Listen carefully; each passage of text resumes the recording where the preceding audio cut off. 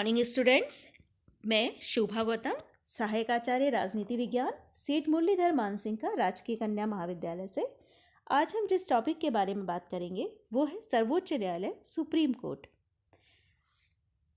हम जानते हैं कि हमारे देश में संघात्मक शासन व्यवस्था है लेकिन संघात्मक शासन व्यवस्था होने के बावजूद भी हमारे देश में न्यायपालिका का जो संगठन है वो एकीकृत है। हमारे यहाँ पर एकीकृत न्यायपालिका है और न्यायपालिका के सर्वोच्च शिखर पर सर्वोच्च न्यायालय है। तो आज हम सर्वोच्च न्यायालय के बारे में बात करेंगे। तो सबसे पहले हम देखते हैं कि हमारे देश में एक सर्वोच्च न्यायालय की आवश्यकता क्यों महसूस हुई या सर्वोच्च न्यायालय का क्या महत्व है हमारे देश में।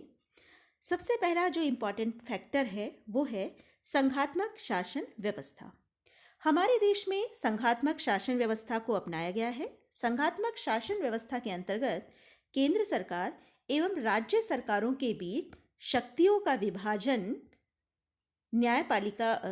शक्तियों का विभाजन संविधान के द्वारा ही कर दिया जाता है। और संघात्मक व्यवस्था में केंद्र के पास क्या शक्तियां होगी, राज्य के पास क्या शक्तियां होगी, इसका भी निर्धारण कर दिया जाता है। और हमारे यहाँ भी 3 सूचियां बनाई गई है, केंद्रीय सूची, राज्य सूची और समवर्ती सूची।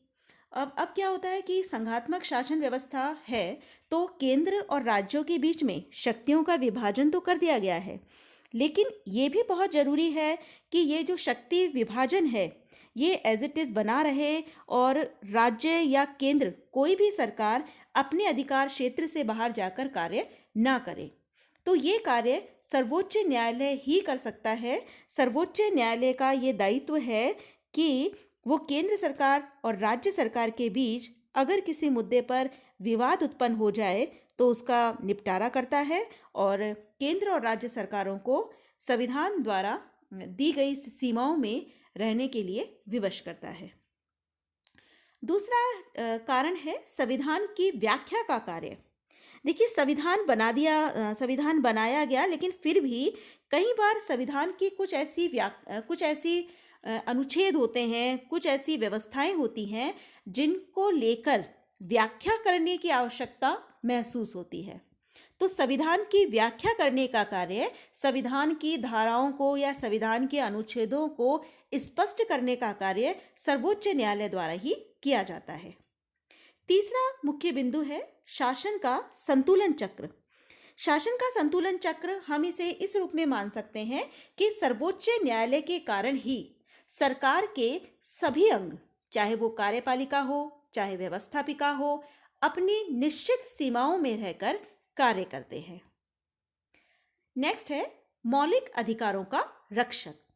ये बहुत ही इम्पॉर्टेंट काम है हमारे देश में सर्वोच्च न्यायालय का कि सर्वोच्च न्यायालय नागरिकों के मूल अधिकारों की रक्षा करता है। अगर किसी व्यक्ति के मूल अधिकारों को नुकसान पहुंचाया जाता है तो वो व्यक्ति सुप्रीम कोर्ट में अपील कर सकता है और सुप्रीम कोर्ट मौलिक अधिकारों की रक्षा के लिए विभिन्न प्रकार के जो आदेश हैं, जैसे बंदी प्रत्यक्षीकरण, परमादेश, प्रतिषेध, अधिकार प्रच्छा, उत्प्रेषण, इस तरह के आदेश सुप्रीम कोर्ट जारी कर सकता है। नेक्स्ट है विशिष्ट परामर्श। विशिष्ट परामर्श से ये अभिप्राय है कि देखिए, राष्ट्रपति कार्यपालिका का प्रधान है, लेकिन यदि कभी उसे ऐसा लगे कि कोई ऐसा प्रश्न उपस्थित हो गया है जो सार्वजनिक महत्व का है, तो ऐसी परिस्थितियों में जो राष्ट्रपति है वो सर्वोच्च न्यायालय से भी परामर्श मांग सकता है। तो चूंकि संविधान की रक्षा करने की आवश्यकता है, मूल अधिकारों की रक्षा की आवश्यकता होती है, हमारे देश में संघात्मक शासन व्यवस्था है, इन सब कारणों से हमारे देश में सर्वोच्च न्यायालय आवश्यक है। अब हम बात करते हैं सर्वोच्च न्यायालय के संगठन की। तो हम सर्वोच्च न्यायालय के संगठन की बात करें तो सबसे पहले तो हम देखते हैं कि सुप्रीम कोर्ट में कुल कितने न्यायाधीश हैं। तो देखिए, वर्तमान समय में सुप्रीम कोर्ट में कुल 31 न्यायाधीश हैं। एक मुख्य न्यायाधीश होता है और 30 अन्य न्यायाधीश होते हैं। न्यायाधीशों की जो नियुक्ति होती है वो राष्ट्रपति के द्वारा की जाती है और विशेष परिस्थिति उत्पन्न होने पर जो भारत का मुख्य न्यायाधीश है वो भारत के राष्ट्रपति की अनुमति प्राप्त करके तदर्थ न्यायाधीशों की नियुक्ति भी कर सकता है। न्यायाधीशों की जो नियुक्ति की जाती हैं इसके बारे में समय समय पर परिवर्तन भी किए जाते रहे। हालांकि न्यायाधीशों की नियुक्ति राष्ट्रपति के द्वारा की जाती है, लेकिन सर्वोच्च न्यायालय ने इस संदर्भ में 1998 को एक निर्णय लिया। 1998 में एक डिसीजन सुप्रीम कोर्ट ने लिया और उस डिसीजन के बाद अब सुप्रीम कोर्ट के न्यायाधीशों की नियुक्ति की जो प्रक्रिया है वो इस प्रकार से है कि ये नियुक्तियां राष्ट्रपति द्वारा की जाती है, लेकिन राष्ट्रपति ये नियुक्तियां सर्वोच्च न्यायालय से प्राप्त परामर्श के आधार पर ही करता है। और सर्वोच्च न्यायालय का मुख्य न्यायाधीश इस प्रसंग में राष्ट्रपति को परामर्श देने से पहले 4 वरिष्ठतम न्यायाधीशों के समूह से लिखित परामर्श प्राप्त करता है और इस परामर्श के आधार पर वो राष्ट्रपति जो है वो न्यायाधीशों की नियुक्ति करता है। तो वर्तमान समय में न्यायाधीशों की नियुक्ति राष्ट्रपति द्वारा की जाती है, लेकिन राष्ट्रपति सर्वोच्च न्यायालय के मुख्य न्यायाधीश से परामर्श लेता है और जो मुख्य न्यायाधीश है वो परामर्श देने से पहले 4 वरिष्ठतम न्यायाधीशों के समूह से परामर्श लेता है। अब हम बात करते हैं न्यायाधीशों की योग्यताएं, कि अगर किसी व्यक्ति को सर्वोच्च न्यायालय का न्यायाधीश बनाया जाना है तो क्या क्या योग्यताएं उसमें होनी चाहिए। तो पहली बात, वो भारत का नागरिक हो।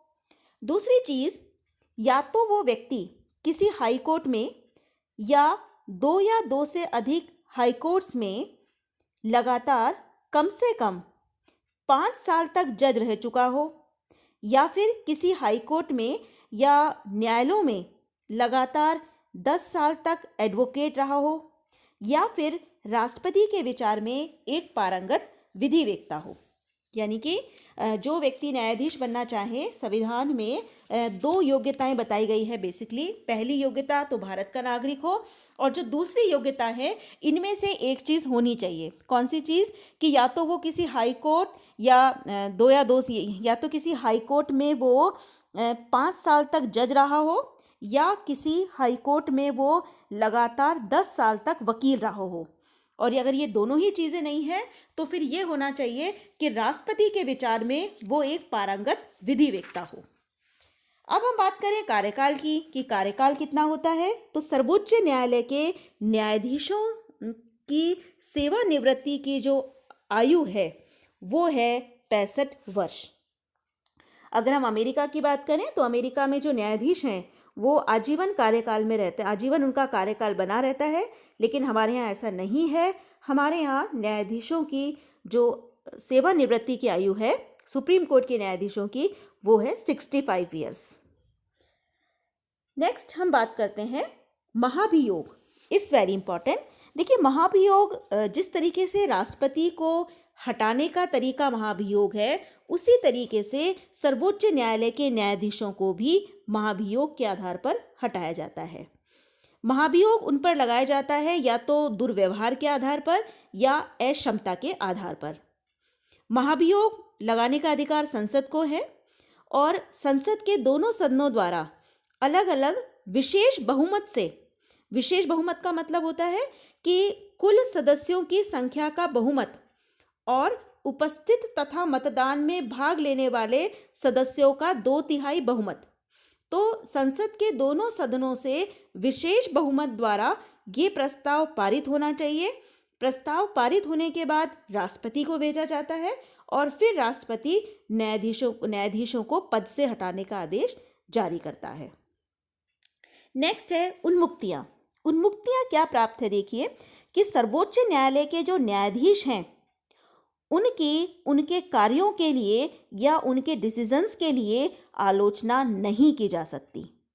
यद्यपि जैसे मान लीजिए किसी न्यायाधीश ने कोई निर्णय दिया है तो शैक्षणिक दृष्टि से हम उसकी आलोचनात्मक विवेचना कर सकते हैं, लेकिन न्यायाधीश पर पक्षपात करने का या इस तरह का कोई आरोप न्यायाधीशों पर नहीं लगाया जा सकता।